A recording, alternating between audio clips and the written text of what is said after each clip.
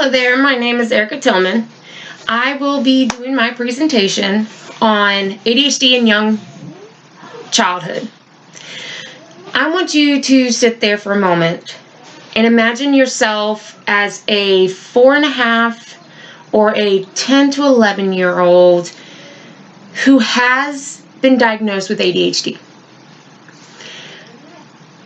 And you have been given a task or an assignment, but you hear others around you, you hear dogs barking, you see your friend outside playing, then all of a sudden you get hungry. So you get up and go get that snack. And on your way back, you see that friend walking by the door. You say, "Hey, how's it going?" You start talking. You end up starting to play. What happened to that assignment? Well, this is exactly how an ADHD person or child deals with a daily life. They just struggle with focusing all the time. They just can't grasp it without help or aids from other people guiding them. The purpose of this discussion for y'all is to help inform everybody of all the different ways that there are to help get information or ways of being able to obtain help for whether it's you or your child, grandchild, somebody you know, to be able to receive help if you feel like your young child or person in your life possibly could be ADHD or ADD. Being able to understand the difference between a child who is just showing normal active behaviors versus those of children who are truly struggling with ADHD. ADHD is the most common diagnosis disorder in childhood these days. Being diagnosed with it isn't the end of the world, but it can affect the daily lives of children and their families due to the lack of being diagnosed or not being diagnosed correctly and early enough. So I have 3 things I would like to discuss with you and be able to give you ways of hopefully informing you on giving you the best ways of helping you out. I will be discussing what are the signs and symptoms of ADHD, the 3 types of ADHD, and the treatments for ADHD. To start off, I will be describing the symptoms of ADHD. Now, the Center for Disease Control has out multiple of different things that you can go through, go look at, and the CDC always updates their information. It is always up to date.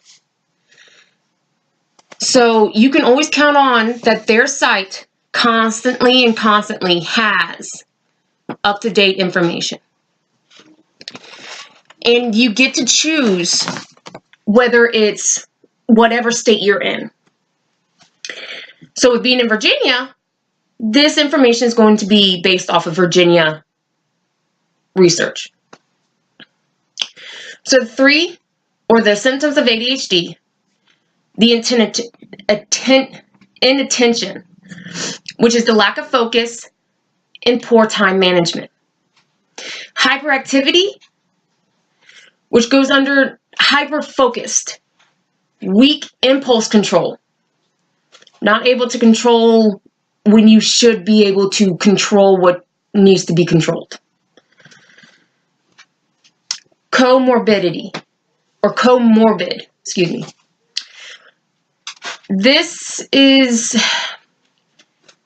exaggerated emotions, and also you're probably most common goes along with depression and self-esteem. The next thing I would like to discuss are the 3 different types of ADHD.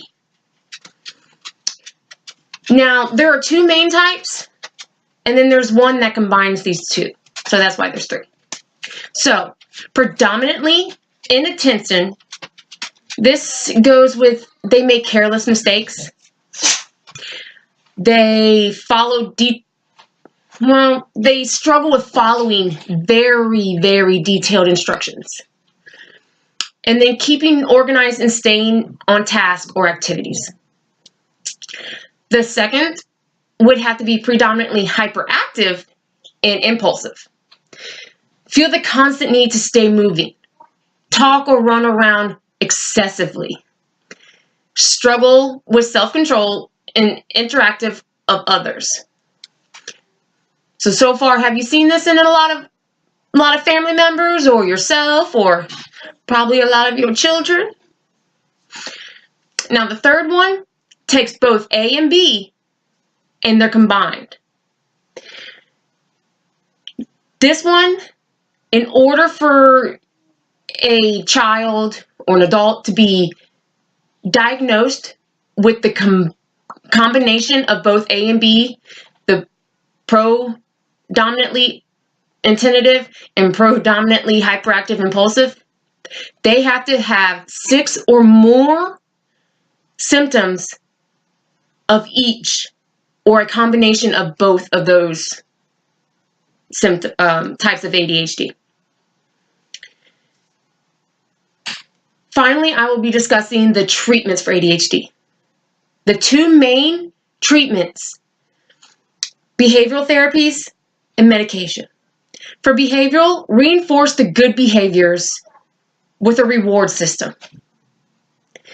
Negative behavior, to be discouraged, of course, by ignoring it. Do not give in to the whining, the temper tantrums. Of course, take care of it, but don't give in to what they're wanting.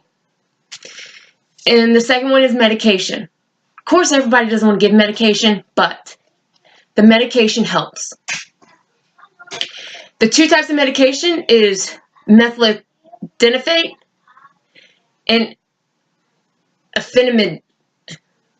amphetamine. The first one is commonly known as Ritalin or Concerta, and then the second type is known as Adderall or Vyvanse. In conclusion, ADHD being such a common diagnosis in young children or young adulthood is not a bad thing. The CDC expands the research out each time to better understand the neurological disorder. At this time, it being diagnosed is not the end of the world. In my experience, my brother, myself, even my mom are all diagnosed. Now, my brother and I are ADHD.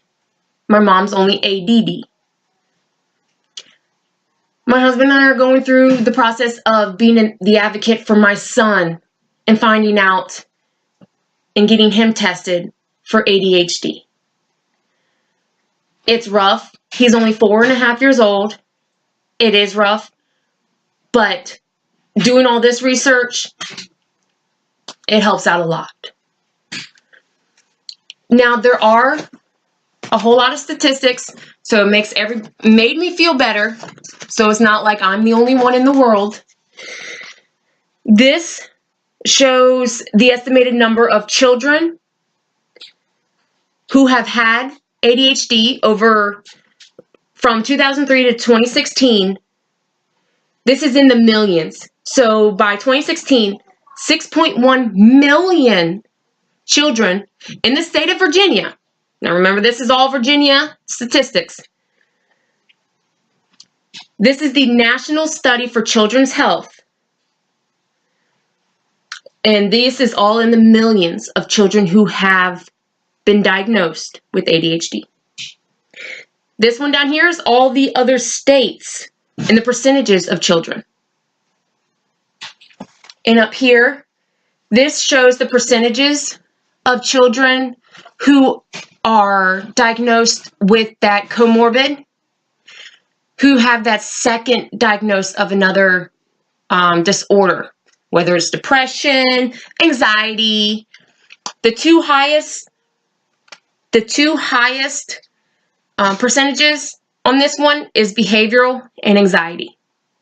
Then you go to depression. Very seldom do you have the autism and schizophrenia with ADHD. I thank you for your time, and I hope this was just as informative as it was for me doing the research. Thank you.